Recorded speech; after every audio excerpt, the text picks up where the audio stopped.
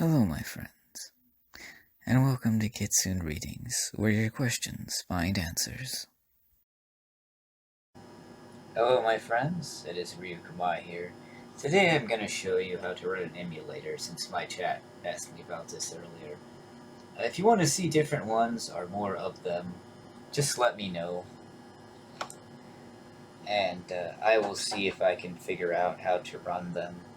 Now, emulators on CDs, right, they're called BIOS files. Anyway, you need those, and getting emulators to run CD-based games is much harder. But this is a very simple one, and I can make a quick video about this today. So what you want to do is you want to look for and download an emulator known as the SNES. Now, this runs Super Nintendo games and is my favorite Super Nintendo emulator. Nintendo started a war against emulators and ROMs and took down lots of emulators and ROM sites, but I've had these for years. Keep in mind, any game that I show you, I own the physical copy of this game. Okay? Just gonna clarify that.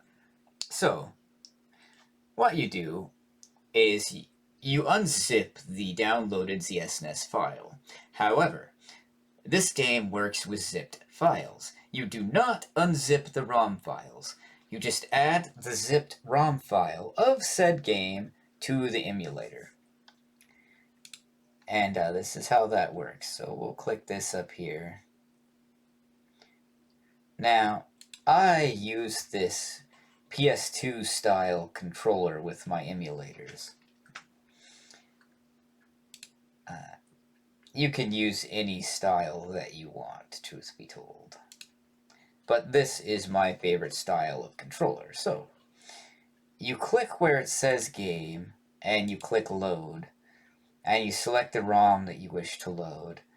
Now you have config, which you'll have to go here, go to input, and go to set keys, so that you can input your keys for your joystick or controller, right?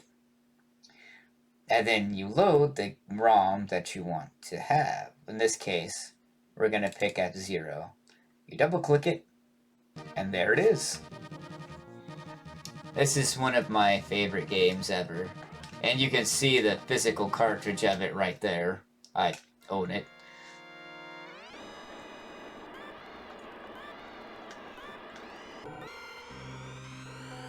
Oh yes, F0. And there you have it. That's how you use the ZSNES emulator. Now, I've used this emulator forever. Probably several years, in fact. I used to run an emulator on my Sony PSP before they updated the firmware, and then you couldn't emulate games on it anymore. There's all kinds of different emulators, but this is how you do it. Now, you should still be able to find the emulator.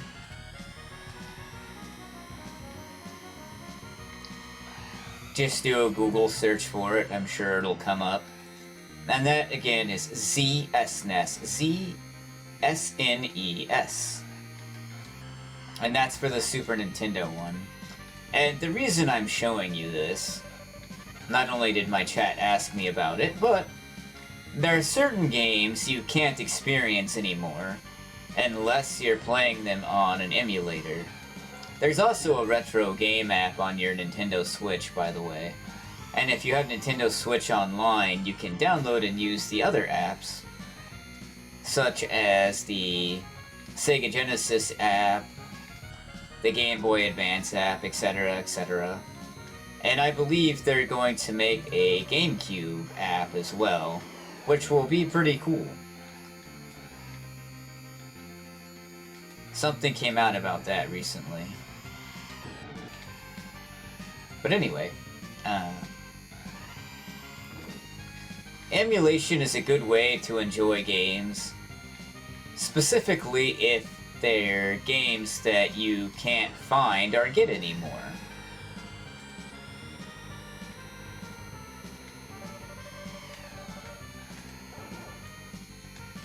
And not to mention, getting the games physically can be very, very, very expensive. And I'm thankful that they're doing things to allow younger audiences to experience these old games. I think that's really cool. I think this game was unique and innovative with how they did it and made it. But anyway, that's how you run an emulator. This is Ryukamai saying thanks for listening and have a great day, everyone. I love you all, and I will see you all again very soon. Have a great day, everyone.